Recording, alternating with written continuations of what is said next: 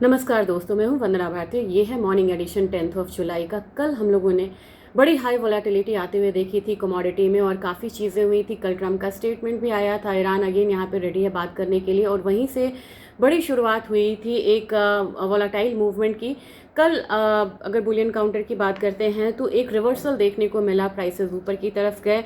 आज के दिन में हल्की सी गिरावट है, लेकिन आपको वेट करना चाहिए क्योंकि अगर फ्राइडे की मूव अगर याद करें तो गोल्ड और सिल्वर दोनों के प्राइसेस बिल्कुल हायर साइड बंद हुए थे। तो अभी अर्ली यहाँ पे एक्सपेक्टेशन रखना कि प्राइसेस फिर से नीचे की तरफ जाएगा, ये थोड़ी जल्दबाजी हो जाएगी। एटलीस्ट 9:30-10 बजे तक आपको वेट करना चाहिए कि मार्केट किस तरीके से मूव होती है, क्योंकि मुझे लग रहा है कि ओपन जो है वो थोड़ा यहाँ पे मतलब लोअर साइड होगा, लेकिन एक रेंज में ही रहना चाहिए। अब गोल्ड की बात करिएगा तो $41.22 के करीब है, थोड़ा सा $13 की बस यहाँ पे गिरावट है और अपना प्राइसेस 1,45,300 की तरफ है, यानी कि 1,46,000 बहुत छोटा छोटा यहाँ पे मूव देखने को मिल रहा है। 1,46,000 से 1,46,500 अपसाइड है, जबकि डाउन साइड आपको 1,44,500 की तरफ फिर आता हुआ दिख रहा है। फिलहाल लग रहा है कि जो भी डाउन साइड है फिलहाल थोड़ा सा यहाँ पे कैप्ड होता हुआ दिख रहा है, क्योंकि एक बारी तो जो ऑयल है वो एक रेंज में आ गया है। सिल्वर की बात करेंगे, सिल्वर $60 से ऊपर एनी हाउ यहाँ पे मेंटेन कर रहा है। $6.42 है। आज के दिन की गिरावट 0.57% का है, 0.6% मान के चलिए। 2,26,377 ये एक रेट था कल का MCX क्लोजिंग का। इसमें अपसाइड में आप कोई मूवमेंट आती है तो एक बड़ा लेवल निकल के आ रहा है 2,32,000, जबकि लोअर साइड यहाँ पे 2,22,000 ही बन के आ रहा है। तो फिलहाल इनिशियली एक करेक्शन यहाँ पे आता हुआ दिख सकता है प्राइसेस में, लेकिन वेट करना होगा कि नीचे की तरफ से कहीं बाइंग तो रिटर्न नहीं आ रही है, जैसे कल के दिन हम लोगों ने आता हुआ देखा है। आज के दिन दोनों ही काउंटर का जो मतलब कि रेंज है वो छोटा है और यहाँ पे जो ट्रेंड है वो भी एकदम से मार्जिनल डाउन साइड का ही है। अब एनर्जी काउंटर की बात करेंगे, क्रूड ऑयल में $72 का एक लेवल है, 68.54 का लेवल है। हॉर्मुज में अब जो आवाजाही है वो थोड़ी सी बंद होती हुई नजर आ रही है। हालांकि यहाँ पे भारत का जो जहाज है वो भी स्टैंडर्ड है ना, मतलब कि 9 जहाज है वहाँ पे। दूसरी बात है कि चाबहार पे भी यहाँ पे अटैक किया गया, जो कि काफ़ी ज़्यादा नुकसान करता हुआ नज़र आया है। तो मेरे ख्याल से टेंशन एस्केलेट हो रहा है।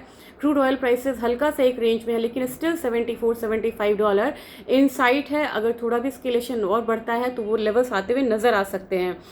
नेचुरल गैस की सबसे बड़ी दिक्कत है, क्योंकि नेचुरल गैस ने कल एक रेंज को ब्रेक किया है। कल मैंने इस पर एक अपडेट भी दिया था, 3.015 आज बिल्कुल स्टेबल होकर ट्रेड हो रही है। कोई भी बड़ी मूवमेंट यहाँ पे देखने को नहीं मिल रही है। यहाँ आपको जो MCX नेचुरल गैस है 287.7 की तरफ है। आज हल्की सी भी यहाँ कुछ मतलब कि आ जाती है, एक अपसाइड आ जाती है और ये करीब करीब 292 भी जाता है और एक वीकली क्लोजिंग उससे ऊपर देता है। तो मुझे लग रहा है कि अगले हफ्ते आपका जो ये 306, 303 ये वाले लेवल्स आ सकते हैं, नहीं तो 300 से नीचे एक दबाव जो है वो कंटिन्यूसली बन के रह सकता है नेचुरल गैस में। एक डिटेल यहाँ पे एनालिसिस करेंगे मिड डे एडिशन में, जुड़िएगा ज़रूर वहाँ से। अब वो काफ़ी स्ट्रॉन्ग मूवमेंट हम लोगों ने बेस मेटल काउंटर में आता हुआ देखा था, लेकिन स्टिल कॉपर आज एक अपसाइड हल्का ले सकता है। 1298.92.8 के करीब की क्लोजिंग थी, लेकिन 1295.96 आता हुआ दिखाई दे सकता है। 1300 अल्टीमेटली यहाँ पे आता हुआ दिखाई दे सकता है इस हफ्ते से अगले हफ्ते। निकल की बात की जाए, निकल में भी एक बारी 1620 का लेवल जो है अपसाइड का वो बनता हुआ नजर आ रहा है। लेड को मैंने बोला था कि अब 201 का लेवल आ सकता है, तो 200.85 यानी कि ₹200.85 ऑलरेडी आ चुका है।